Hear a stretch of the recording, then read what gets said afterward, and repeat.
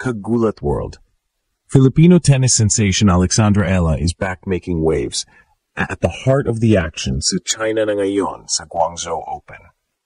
After a tough singles campaign, Ella found redemption in doubles with Ukrainian partner Nadia Kichenok. Ang tandem ngayon nasa semifinals at isang panalo na lang at papasok na sa finals ng WTA 250 event. Sa singles bracket, medyo bumagal ang momentum niya. Natalo siya sa unang round sa singles draw noong Guangzhou Open sa isang comeback win ng kalaban. Pero hindi doon nagtapos ang laban ni Ella. Sa doubles, kasama na niya si Kichenok at pinakita nila na hindi lang siya basta singles player, kaya rin niyang mag-shine sa tandem play. Ang semifinal match ay hindi lang basta isa pang laro. Ito ay malaking oportunidad. Para sa Ella, bawat laban ngayon ay may dagdag na bigat. Dahil dala niya ang inaabangan ng buong bansa. Kapag nakapasok ito sa final, makakamit niya another milestone para sa tennis ng Pilipinas. Isang Filipina sa final ng WTA event. Hindi lamang ito kwento ng tennis skills, ito ay kwento ng resilience. From singles disappointment to doubles resurgence, ibinato niya ang lahat ng energy niyang mayroon para sa kopya ni Kichenok. And the results are showing. Pagdating niya sa semifinals, ang pressure ay sa kalaban na. Ella is now the one being hunted, not the underdog. At para sa fanbase natin sa Pinas, prepare for big-time support. Sa bawat serve, bawat volea, bawat punto ni Ella, kasama ang looban at puso ng bayan. Dahil ito ang laban na pwedeng breakthrough siya muli sa WTA circuit, isang finals appearance na pwedeng maging stepping stone para sa mas malaking tournaments.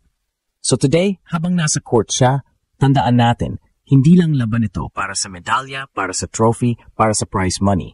Laban ito para sa legacy, para sa bagong chapter ng Pinoy tennis. Siya na ang may momentum, ngayon na ang panahon niya. Ang tanong ngayon, kakayanin ba ni Alexandra Ella at Nadia Kichenok ang kanilang laban sa semifinals para marating ang finals at muling isulat ang kasaysayan para sa Pilipinas? Ginulat na naman ni Alexandra Ella ang buong China matapos makapasok sa semifinals ng Guangzhou Open doubles event kasama ang kanyang partner na si Nadia Kichenok mula Ukraine. Isang panalo na lang at ang Pinay tennis prodigy ay muling tatapak sa WTA final stage, isang bagay na bihirang-bihira para sa mga manlalarong mula sa Southeast Asia. Para sa mga taga-subaybay ni Alex, ito ay isa na namang patunay ng kanyang tibay at determinasyon. Pagkatapos ng maagang pagkatalo sa singles draw ng Guangzhou Open, marami ang nag-akala na tapos na ang kampanya niya sa China. Pero gaya ng isang tunay na champion, hindi siya bumitaw. Sa halip, bumawi siya sa doubles division. At ngayon ay nasa bingit ng kasaysayan. Sa kanilang quarterfinal match, pinatumba ni Ella at Kichenok ang higher-seeded pair mula China sa loob lamang ng straight sets. Hindi ito madali, bawat punto ay labanan ng discard, teaming at chemistry. Pero dito mo makikita ang maturity ni Alex bilang player. Hindi lang siya umaasa sa lakas ng kanyang forehand o sa bilis ng kanyang footwork, natutunan niya maglaro ng mahinahon, kalmado at matalino.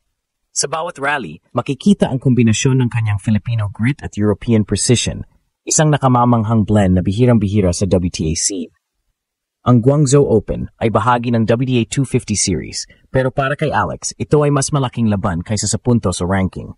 Ito ang oportunidad para patunayan sa buong mundo na ang Pinay tennis ay may lugar sa elite stage. Noong 2023, nakamit ni Ella ang kanyang unang pro title sa Thailand at sumabak sa iba't ibang ITF events sa Europe. Pero ngayong 2025, ibang Ella na ang makikita mo, mas mabilis, mas confident, at mas handa. Habang papalapit ang semifinals match ngayong araw, ramdam mo ang excitement hindi lang sa Pilipinas, kundi maging sa mga Pinoy fans abroad. Sa social media, trending na ang hashtag LabanAlex at hashtag Pinoy Pride, habang ang mga sports pages ay patuloy na nag-ulat ng live updates mula sa China. Ayon sa mga insider report, magaganap ang laban bandang gabi oras sa Pilipinas. At inaasahang magiging intense ang crowd support dahil mismong mga Chinese fans ay nagsimulang mapansin ang Pinay star. Para kay Alex, ito ay isa pang pagkataon para ipakita kung bakit siya tinatawag na future of Asian tennis.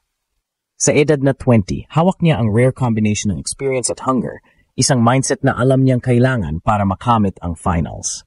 At ngayong nasa semifinals na siya, hindi na lang ito tungkol sa panalo. Ito ay tungkol sa legacy. at sa panibagong yugto ng laban ng isang Filipina na patuloy na ginugulat ang buong mundo. Isang panalo na lang, Alex. Isang hakbang na lang bago ang final. Ngayong araw, tutok ang buong Pilipinas sa laban ni Alexandra Ala sa semifinals ng Guangzhou Open Doubles event. Isang laban na magtatakda kung papasok ba siya sa kauna-unahang WTA Finals appearance ng kanyang karera. Kasama ang veteranong partner na si Nadia Kichenok, haharap sila sa isang matinding kalaban, ang top-seeded Chinese duo na may crowd advantage at mataas na momentum mula sa quarterfinal sweep nila kahapon. Pero kung may isang bagay na kilala kay Alex, iyon ay ang kakayahan niyang manalo sa gitna ng presyon. Sa mga training sessions niya sa Rafa Nadal Academy sa Spain, paulit-ulit niyang binabanggit na mental toughness beats talent when the stakes are high. At ito mismo ang sandatang dala niya sa Guangzhou. Sa mga unang laban ng torneo, ipinakita na ni Alex ang kanyang versatility mula sa solid baseline rallies hanggang sa net play na mas agresibo ngayon kumpara noong mga nakaraang buwan. Ayon sa mga coach na nakasubaybay sa kanya, malaking improvement din ang ginawa niya sa serve percentage at sa consistency ng returns. She's more composed now. She plays like a veteran, sabi ng isang European analyst na nasa venue. Habang papalapit ang laban, ramdam ang enerhiya sa paligid ng Guangzhou Tennis Center. Puno ng mga Pinoy supporters na may dalang watawat ng Pilipinas, sabay sigaw ng laban, Alex, sa bawat warm-up stroke niya. Kahit kalaban nila ang crowd favorite duo, unti-unti ring nakukuha ni Ala ang respeto ng mga Chinese fans dahil sa kanyang sportsmanship at never give up attitude. Kung mananalo si Alex at Nadia ngayong gabi, papasok sila sa WTA Guangzhou Open Finals. Isang makasaysayang pagkakataon para sa Pinay na maging unang Filipina finalist sa doubles event ng WTA Main Tour sa China. Sa kasaysayan ng Philippine tennis, wala pang nakakaabot sa ganong antas mula pa nung panahon ni Felicissimo Ampon at ng ilang players sa US circuits. Ngayon, nasa kamay ni Ala ang pagkakataong baguhin iyon. Hindi lamang ito simpleng laban, ito ay simbolo ng pag-angat ng bagong henerasyon ng Pinoy tennis. Sa kabila ng mga sakripisyo, pagod at paglayo sa pamilya, nakikita ngayon ni Alex ang bunga ng kanyang dedikasyon. Ayon sa kanyang post sa Instagram kagabi, "One step closer, proud to represent the Philippines. Let's keep going." Simply man, pero ramdam mo ang puso. Sa bawat drop shot, sa bawat return at sa bawat panalo, hindi lang pangalan ni Alex ang dala niya, kundi ang bandila ng Pilipinas. Habang papalapit ang semifinals match ngayong gabi, ramdam ng lahat ng Pinoy fans ang bigat at excitement sa laban ni Alexandra Ala. Hindi na lang ito tungkol sa pag-abot ng finals.